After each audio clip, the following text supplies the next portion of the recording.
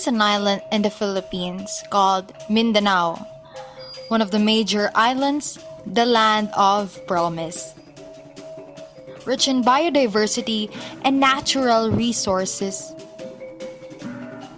from the forest, mountains, and the waters.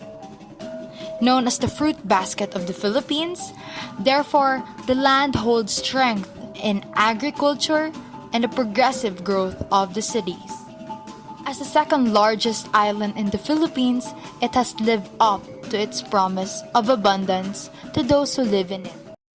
But the power shortage in Mindanao is one of the most binding constraints to the region's growth and development, thus leaning and shifting towards fossil fuels. However, is this the right path to take?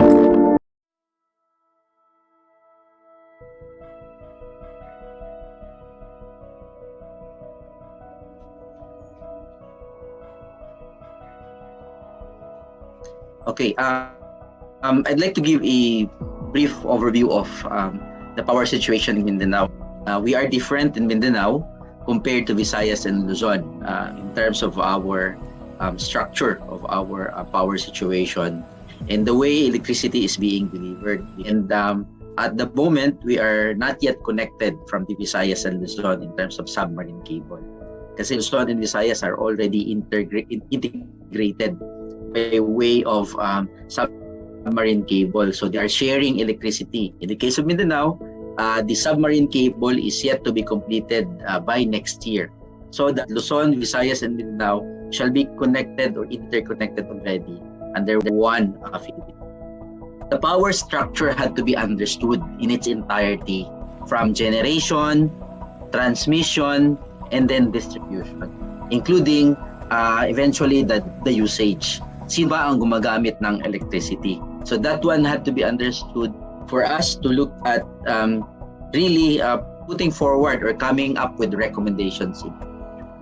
This is what we saw in Mindanao in the last 6 or 7 years. We used to be largely renewable energy, kaya mura ang kuryente natin 7-10 years ago.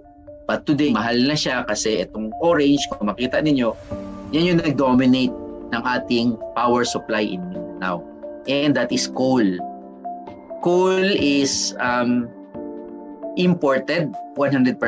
So pag imported, and lalo na ngayon na nagmamahal ang presyo sa world market, then mas mahal yan kaysa indigenous renewable sources of energy that we used to have in Mindanao. It used to be hydro, dominant source of electricity in Mindanao. Until in the last 7 years, ang daming tumayo ng mga planta.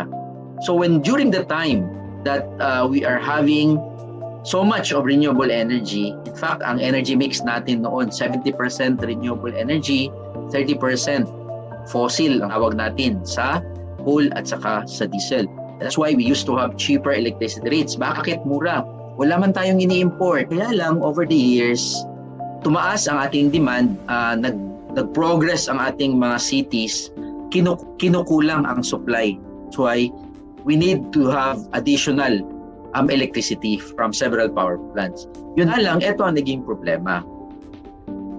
Kung magtayo ng panibagong hydro, we would not be able to build more hydropower plants kung kulang naman yung supply ng water. Or we will not be able to build hydropower plants na malaki kung wala tayong lake. The problem now is if we build large hydropower plants, we will need to build a lake, artificial lake. And if we need to build artificial lake, we will dislocate several indigenous peoples. We will destroy to a large extent their natural habitat, which is ayaw nating mangyari. Next naman is solar. You can see sa 10 LED bulbs, 3 lang ang pwedeng mailawan ni solar. Bakit? Solar can only give us 30% energy all the time. Bakit po? Kasi yung solar is available daytime lang. Wala namang araw sa gabi.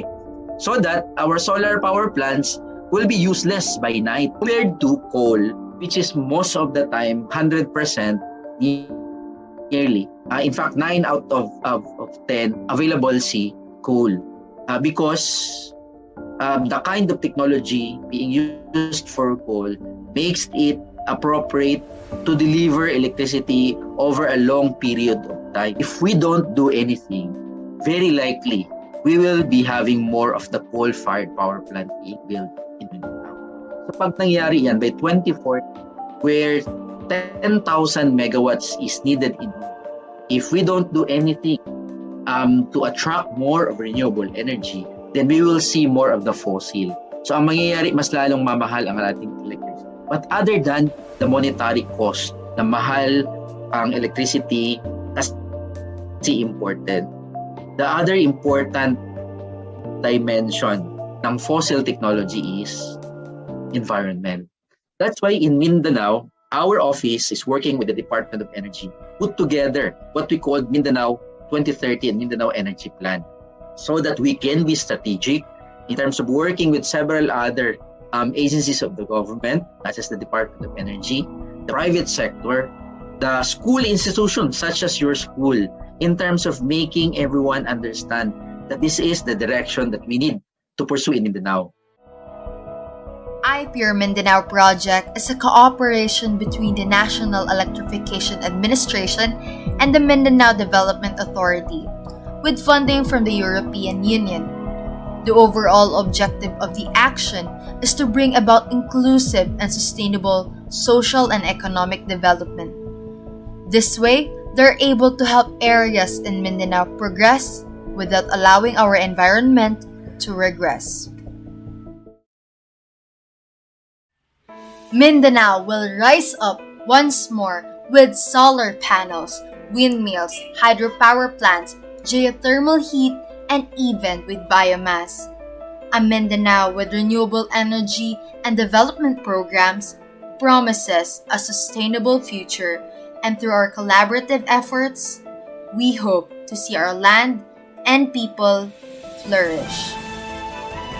With the Sustainable Development Goals, and especially through Goal 17 and building of renewable energy, we are able to take a unified step for a better Mindanao, a better Philippines, and a better world. Take this step and make a change. Angat Mindanao.